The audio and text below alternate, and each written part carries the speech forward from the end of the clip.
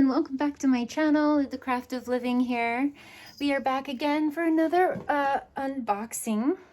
This is a tarot deck we are doing today. Now, those of you that know me know that I am not a very big tarot hoarder because I'm very specific on my tarot deck. But, drum roll please, da da da da da da da.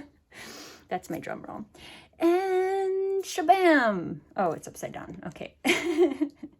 Kawaii Tarot, understanding tarot with Kawaii Universe.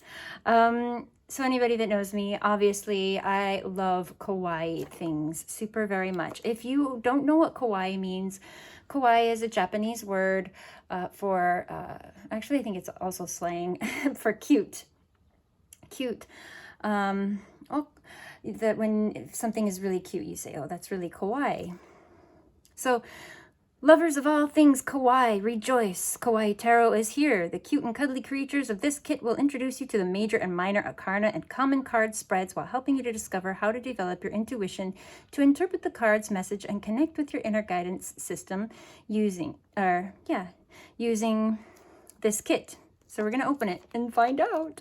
This is newly released, okay? I've been waiting for this release. Cute little lucky cat here.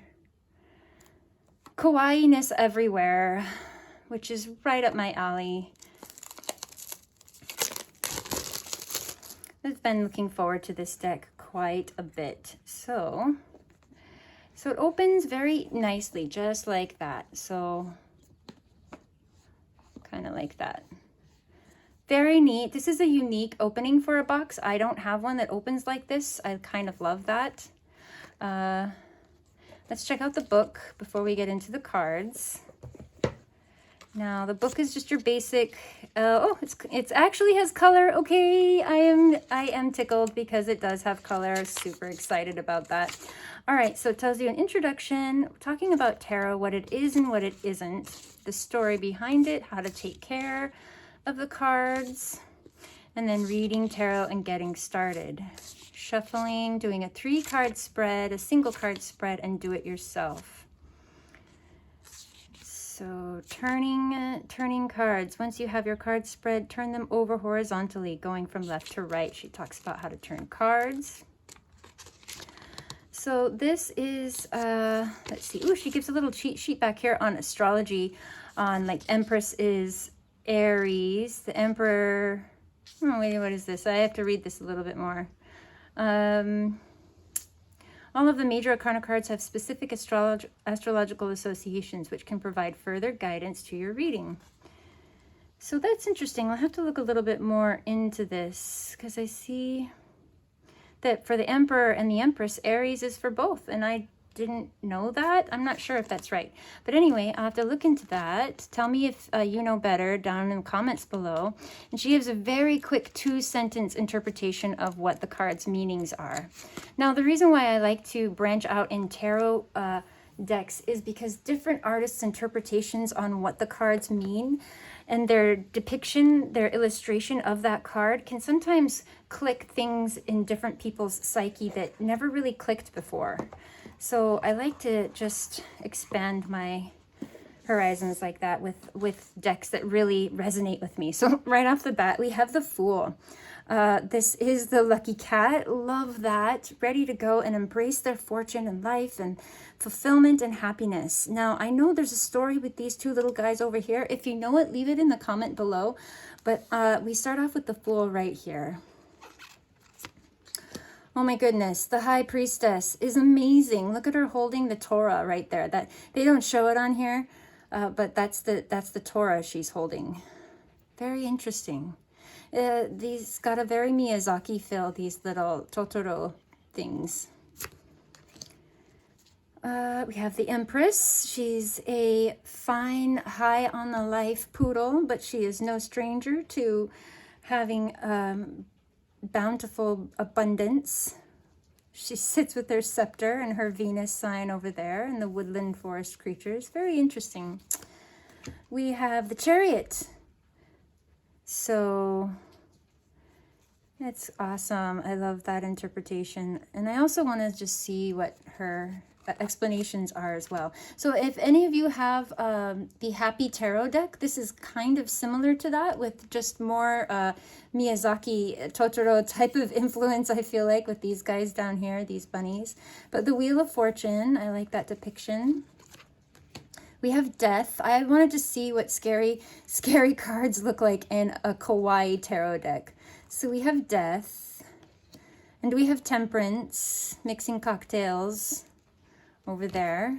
And we have the Devil, which this is again very Totoro, very Miyazaki, Spirited Away, very interesting. The Tower.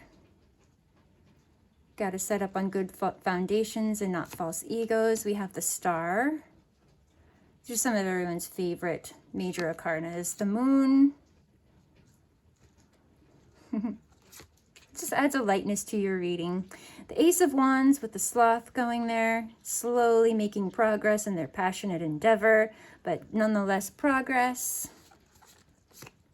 Five of Wands. This one is in the sample teaser for the deck, which is perfect because it's almost like walking on eggshells, but you're literally walking on a cactus and you have to watch out. It's kind of like navigating conversations nowadays with people. Let's see, Eight of Wands, which is quickness and flight. Ooh, I love this bird. So much color, and you know, obviously I am a proponent and fan of color, so I love this very much. Page of Wands. Let's skip ahead. Two of Coins. Look at him balancing on that ball there.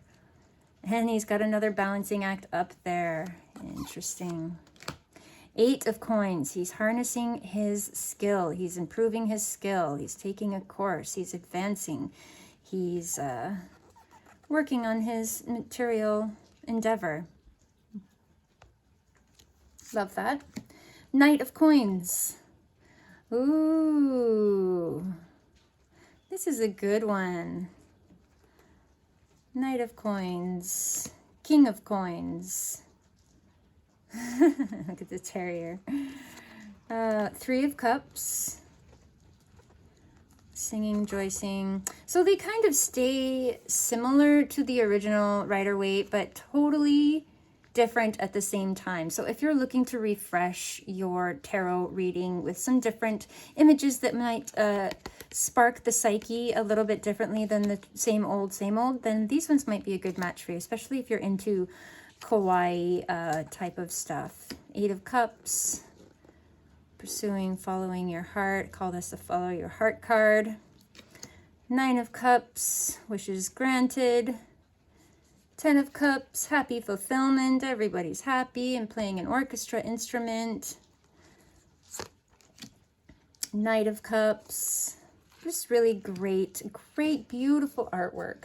So the illustrations are by Lulu Mayo. And yeah, I wonder if she's I gotta check that. So Two of Swords here. We have the Swords. The Swords can be a very intimidating suit in this. And so far I get positive, good signs. I gotta go back. I gotta see the Three of Swords. There we go. This is can be a healing card, but it typically has to do with some sort of sorrow and sadness, isolation, hurt feelings. So that's a cute depiction of that. Six of Swords, transcending the old, stepping into the new beginnings. Nine of Swords, where are you blocking yourself off from the things you enjoy? Page of Swords, Queen of Swords. Oh my goodness, look at the Queen of Swords. Love her.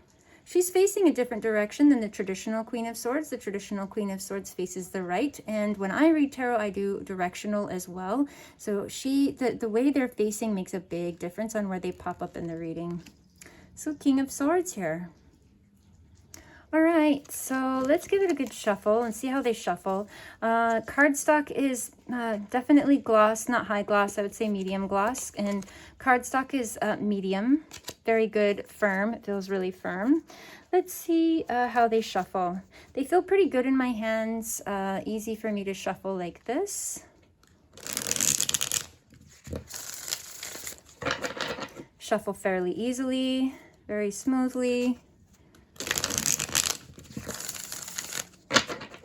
One more time, because it's a charm.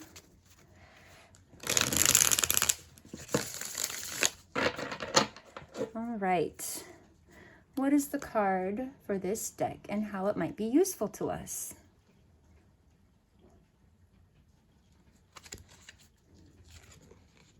We got the Hanged Man in reverse. So maybe this deck is going to help you to stop and pay attention, because the Hanged Man is about hitting the pause button, but it can mean when it's in reverse that you are ignoring that call, choosing to stay up all night and not really hit that pause button to get the rest and rejuvenation that you need, which is amazing because it's very parallel to what's happening right now.